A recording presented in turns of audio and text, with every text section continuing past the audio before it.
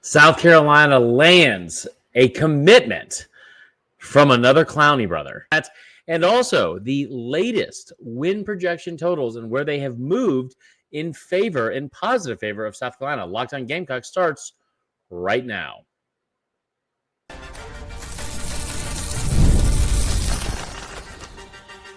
You are Locked On Gamecocks, your daily podcast on the South Carolina Gamecocks, part of the Locked On Podcast Network, your team every day. What's up, guys? Welcome into Locked On Gamecocks. I am your host, Chris Marlowe. I hope everyone is having a fantastic Friday morning. It is Friday. It's the weekend, and we've got a good episode for you today. South Carolina continues to do some damage in the offseason and in the transfer portal. It was basketball earlier this week. It is football now. We will talk about all that and more. Before we do, I want to say thank you to everyone making Locked On Gamecocks your first listen each and every day. Shout out to our everydayers. Remember, we're a free and available podcast wherever you get your podcasts, as well as on YouTube, part of the Locked On Podcast Network, your team every day. Now, big news today out of South Carolina. Defensive end, Deontae Clowney. I really want to call him Demon. Listen, it's like the one thing that's been on brand for me is mispronouncing names on the show. And I really want to say Demon, but I'm not going to. It's Demon, I'm pretty sure. Unless it is Demon, then that would be sick. Little bit of a weird timing situation here, but a get nonetheless. This is a guy, he's transferring in from Charlotte. And it's been an odd situation with him for a number of reasons. Because the teams that I'm bringing up from him in the portal are very familiar and just a weird set of coincidences. Like he started out his career at Ole Miss, played there for 3 years, then went to Charlotte, said he was going to transfer to Louisville, has now decided he is not. He enrolled in Louisville, at Louisville in the spring semester, but now he will join South Carolina. This is a kid that started in college in 2020, but obviously the COVID year, that didn't count towards any of his eligibility. He also then only played 3 games, I think, in 2022 for Ole Miss. So he's able to redshirt that year. But it's a guy that has played at Charlotte for the last 2 years after playing his first 3 at Ole Miss. So obviously going to Ole Miss, decent player coming out of high school. Obviously very, very good bloodlines.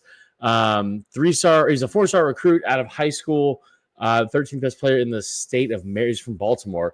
South Carolina continues to really, really do a great job recruiting from there. I know they didn't get him out of high school, but the kids from that area especially, it's a very underrated, very fertile recruiting ground. So I don't know. Anyway, the addition that he will bring, I don't know how much of a huge it's a positive thing just from a vibe standpoint at the very least. I don't care how that sounds. Like that's a name that you're going to like hearing at South Carolina, right? Like it just and again, the bloodlines, obviously one of the probably the best besides George Rogers, maybe the best players who ever come through this program. Here's the thing, like player departures at that position with losing players like Kyle Kennard, and then what you have coming back, obviously Dylan Stewart is going to be the guy there. I think what you're looking for if you're South Carolina on this part going into this season is you need someone to take the attention off of Dylan Stewart. Now, you like think about this, okay? It's very rare that you have 2 guys that are as good as Kennard and Dylan Stewart. I think in 5 years from now, you're going to look up, and I don't know how good Kyle Kennard's pro career is going to be. I think he's going to be a good pro personally, but I don't know how good his pro career is going to be. I do think you're going to look up at Dylan Stewart after he gets drafted very highly and say, man, you had both those guys on the field at the same time. What an incredible duo you had coming off the edge. The thing with South Carolina is they need someone like one of the reasons Stewart was so good as a freshman is because he also had Kennard on that side. One of the reasons Kennard was so good this year is because he had Stewart on the other side. That's just one of the plus things they have had, and it's not often that you get that. And South Carolina had it this past year. So what can you get off the edge and rotating bodies to get into a position of need that is now become, as we've talked about before, one of the three most important positions on the field. Like receiver is starting to come there and be there, especially in the pros. But you look at the most important positions on the field, it's quarterback, left tackle, defensive end. Guy who has the ball, guy who's protecting the guy with the ball, and the guy who's going to get after the guy holding the ball. Those are the three most important positions in this sport as of right now. Like I said, the guy catching the ball is also catching up to it.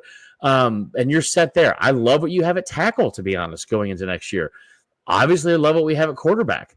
But off the edge in that defensive line, there's just a lot of talent you're going to have to replace. So are you able to get this kid in and have him make an impact right away? You look at some of the numbers last year and the year before. Now, he's played in a combined 22 games his last two seasons at Charlotte. Like not anything just going to blow your mind with the stat sheet. 22 games, like I said, 27 total tackles. That's solo tackles. 59 total tackles, which is pretty impressive from that position. 10 total tackles for loss. And then, by the way, 4.5 sacks as well. 6'4", 255 pounds. Fits the bill for the most part. It's a little light to put your hand in the dirt in the SEC at 6'4", 255. Now you can do it. But the concern here more than anything is I'm not worried about Dylan Stewart getting his numbers. I'm not worried about what he's going to provide off that side of the ball. What I worry about is, do you have enough production, enough bodies, if you're South Carolina, that you could put into position and say, all right, we need somebody to go in there and get to the quarterback or collapse the pocket, because one thing you also don't have the luxury of as from last year is that interior push you're able to get. I just told you this guy's numbers, 4.5 sacks the last 2 years at the G5 level. Okay. I'm not comparing these players, but your interior defensive line last year, each had 4 sacks. Tonka Hemingway, a guy that is not a speed rusher by any means. He had 4 sacks. And then you also had that same kind of production from the other interior defensive linemen. So I think looking at it, you need to figure out a way to get bodies in rotation, bodies to the quarterback. I hope what this also brings is, a sense of stability to this kid, where he's been at Ole Miss for 3 years. I mean, he was at Ole Miss for 3 years and played on some pretty talented teams there. Then obviously went to Charlotte, was good enough to obviously go to enroll at Louisville and decide it wasn't for him. I love the fact that you get a familiar face coming home. I love the fact that you have a kid who, again, 6'4", 255, former 4-star recruit. He's a 3-star recruit now, coming out of the portal. He's the 50th ranked edge rusher and 564th ranked player overall in the actual, in the portal. But here's the other thing, too, that I do like out of this, okay? Kid enrolled in 2020. That means he's at a minimum 23 years old. That's a grown-ass man that you're able to put out there on the football field. And that alone is, from an experience standpoint, that's one of the things we really enjoyed last year, seeing from some of the players you got from the portal. And here's the other part too, guys. Again, I talked about this earlier, and we'll close this part in the beginning part of the opening part of the segment for the show. But you talk about an odd little pipeline that you're starting to get from Charlotte to here. You know what I mean? It's just, I don't know if it's coincidence. I don't know if it's something that you're going to see, because it's only, an hour and a half away, up 77, like not a very far distance. You would rather come down 77 and go play in the SEC than probably go up to Tobacco Road and play for any of those the ACC teams. But getting this kid in the same way that you got Demetrius Knight Jr. from the same spot last year, that obviously he was fantastic. That was a huge, huge pick-me-up. So hopefully what you want more than anything out of this player, can he be more than his last name? That's really what you want. Can he be more than just a familiar last name? Can he go out and put up production and productivity and all those things and be an impact player that goes well beyond the name on the back and helping the name on the front? So there you go. That is all for the opening part of the show. When we come back, we're going to talk a little bit about baseball. Not looking great as of right now. We're recording this. Trying to scratch back a little bit. 5-7 in the bottom of the fifth. So we will get into those numbers. Also, South Carolina, obviously, the baseball team out in College Station, hanging out with those goobers and the Aggies. We're also going to talk about you may be having a bad week. We're going to tell you who's having a worse week, and it should crack you up. And last but not least, we got some updated win total odds that favor South Carolina in a fantastic way. Locked On Gamecocks continues right after this.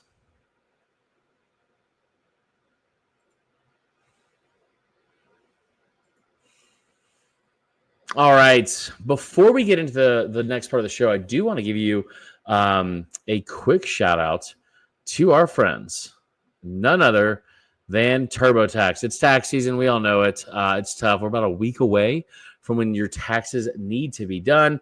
This is a message from a sponsor, Intuit TurboTax. Taxes used to be waiting and wondering and worrying if you were going to get any money back, and then waiting, wondering, and worrying some more. Now, Taxes is matching with a TurboTax expert who can do your taxes as soon as today. An expert who gives you your taxes their undivided attention as they work on your return while you get real-time updates on their progress so you can focus on your day. An expert who will help find every deduction possible and file every form, every investment, everything with 100% accuracy. All so you can get the most money back guaranteed. No waiting, no wondering, no worries. Now, this is taxes. Get an expert now at TurboTax.com. Just a heads up, only available with TurboTax Live full service. Real-time updates only in the iOS mobile app. See guaranteed details at TurboTax.com/guarantees. Okay, we are back with more Locked On Gamecocks. And I want to just open with this part. It has nothing to do with South Carolina. It does have to do with the Masters. Everyone loves the Masters. If you don't, skip through this. I just want to share something I thought was insane. Okay. I'm doing this thing I do every year for the Masters where we go through the top players from the SEC that are at the Masters. This year, there's 18 total players from SEC schools. There aren't any from South Carolina. There are some players from the state of South Carolina. I think there's one Clemson guy. Also, obviously, DJ, who's from Coastal Carolina. Some schools like that. They're over at Augusta, clearly, right? And I'm going through the scores today, and it's like SEC had a pretty tough day when you look at some of the players. You had 3 players tied for second to last that went 7 over. It shot a 79 the opening round. Not great. But none other than Alabama's very own Nick Dunlap, who had the worst day of any player at the Masters. My man shot an 18 over. 18 over, guys. He played bogey golf without a single three-putt. That is almost impossible. I know this has nothing to do with South Carolina, but if you're a golf fan, I think it's unbelievable. And it's just a crazy story. I feel bad for Dunlap, but also, wow, what a day to forget, but a day to remember as well. But not a good day in Augusta, but I'm sure Augusta National does that to more than just one person every once in a while. So back to South Carolina themed and focused stuff. FanDuel has updated their team win totals, and going through it, remember South Carolina not that long ago, the win totals have shifted for them. They were 5.5, which is, there's just not another word to put it besides disrespectful. Like, there's just not. Like, I mean, like 5.5 after the season they had is wow. I just thought that was crazy to hear. The number has climbed up a little bit to 7.5. Now, this is at FanDuel, like I said. They're in the group, when you look at this, that is expecting a small step backwards. The 7.5 wins, that would be down from 9 last year. This is only in the regular season, by the way. But 7.5 wins in a year where you have this schedule is very interesting. And I think one of the things that is most interesting to me is I'm not going to get into what's the word I'm looking for? I'm not going to get into speculating as to why they were ever brought down like to 5.5, because at 7.5, that's a really like that's about where they should be. I mean, getting to 8 wins of the schedule is going to be difficult. We are all in on the South Carolina hype train, Lenora Sellers, Heisman hype train, all that. This offense should be awesome. It should be awesome. There are a lot of answers and questions you have to answer on defense. But I am all aboard the hype train for South Carolina and getting to the college football playoff. You guys know that. Everyone should know that. But, there are getting to 8 wins in the SEC in general is tough. Again, you're one of 3 teams last year that were 9 wins. There were, out of the 16 total teams in the SEC, only 6 won 9 games or more in the regular season. 3 of them went to the playoff because they won 10 or more. And then 3 were on the outside looking in at 9 wins. Bama, Ole Miss, and South Carolina. How do you differentiate yourself from those teams this year? You get Bama at home for homecoming. You go on the road against Ole Miss. Now, I look at a couple of these games because here's the thing, too. That 7.5 wins, I'm taking the over on that. But when you look at where they need to be, I don't want to see South Carolina win 9 games and go to the Cheez-It Bowl again. I mean, that would be really great for back-to-back seasons to have 9 wins. You and I both know 9 wins for a South Carolina team, those seasons don't grow on trees. We all know what happened from 2011, 2013, but 9-win seasons don't grow on trees at South Carolina. They haven't in program history. So getting to 7.5 is a big deal. Why do I think this happened? I think the national narrative is finally starting to change around the program at South Carolina.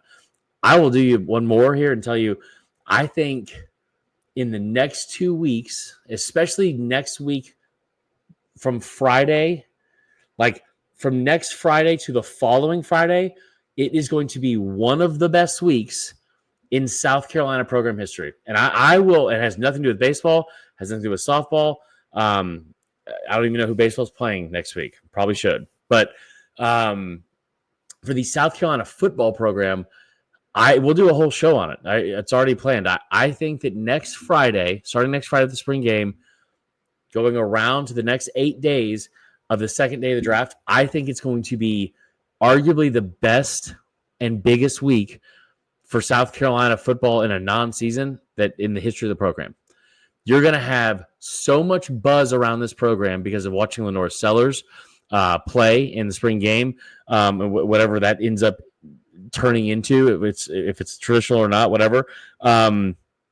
The crop of young talent this team is going to put on display, the receivers that you're going to see that he's throwing to, how crisp he has looked. I remember a couple of years ago, Jalen Milroe coming out of spring camp. We've seen it with other guys too, where it's like, oh my God, that guy's a unit. If you have seen pictures or video of Lenore Sellers in spring ball, my God. I mean, it is a scary 6'4", 240 that runs like a deer and will run through you as well. And oh, by the way, his throwing and his mechanics look incredible. They look still so good from what we saw in the latter half of last season in comparison to the first part of the season. So that is something I'm very excited for. I think this is a great opportunity for this program. And then after that, you have the NFL draft. I think that the national narrative is starting to finally catch up to South Carolina, where fans around Columbia and the 803 and around whether it's the Midlands, the Low Country, or the Upstate, I think it's finally starting to catch up to people from around the country and what those people from those regions have been telling people and have been seeing with their own 2 eyes. I think it's finally starting to catch up with people. And I think that narrative is only going to get stronger because you're going to start being taken more seriously as a program, and it's going to reflect the way people talk about this program and especially how they talk about this team going into next season. You're going to set a program record for draft picks next week. Bottom line, point blank, period. That's it. That's not up for debate. The first 2 days of that draft, you should expect through the first 4 rounds, I believe it'd be 3 rounds. You should expect probably 3 to 4 players drafted in just those 2 days. I think the way that people are going to start talking about this program, because they are going to be one of the big surprises of this draft. I don't think people realize how good of a team that team was a year ago. But when you start talking about like the way the draft works, especially it's like, oh, and like first round, you're going to get one player in there at least. Nicky Manwari is going to be a surefire first round pick. Talked to Ross Jackson from LouisianaSports.net, also Locked on Saints. Talked about this the other day.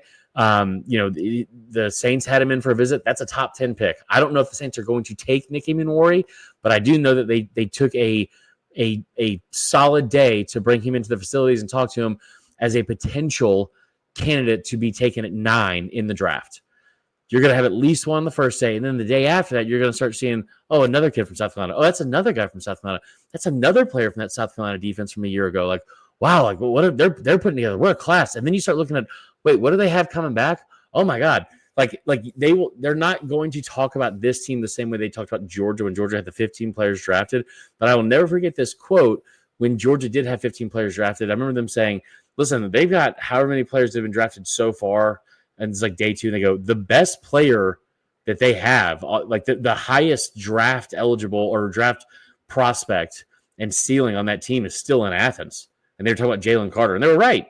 I mean, you talk about like Jordan Davis, Jacoby Dean, all the, like Brock Bowers, like all these other players that are getting drafted. And it was like the kid with the highest ceiling is still back in Athens, like Jalen Carter. That's the kind of stuff they're going to say when they talk about South Carolina, and you have, oh, TJ Sanders, oh, Tonka Hemingway, that's another guy. Oh, like Demetrius Knight Jr., like all those guys are day 2 guys. And you're going to start hearing, oh, by the way, you should see what they still have in Columbia, because the cupboard's not bare at all. Still got a guy named Lenore Sellers who could be a top 5, top 10 pick last year. And then start talking about, what you have at receiver and Nick Harbor and all that kind of stuff. You're going to start seeing this program talked about with so much more respect and admiration, and acknowledgement is probably the biggest one out of all of it. Acknowledgement and like being included in conversations with Alabama, LSU, Georgia, Michigan, Ohio State, because that's the kind of level of prospects and amount of prospects they are going to have and be putting out over the next couple of years. It's a really big deal in terms of taking your program to the next level. Anyway, that is all for tonight's episode. I hope you guys have today's episode. Hope you guys have a fantastic Friday. Start your weekend off right. Make sure you like this, share it if you can, leave a review if it's positive, not if it's negative. I don't have the emotional stability for that right now, but definitely I appreciate you guys listening. I hope all of you have a fantastic weekend. Please be safe. Please have fun. And above all, go Cox.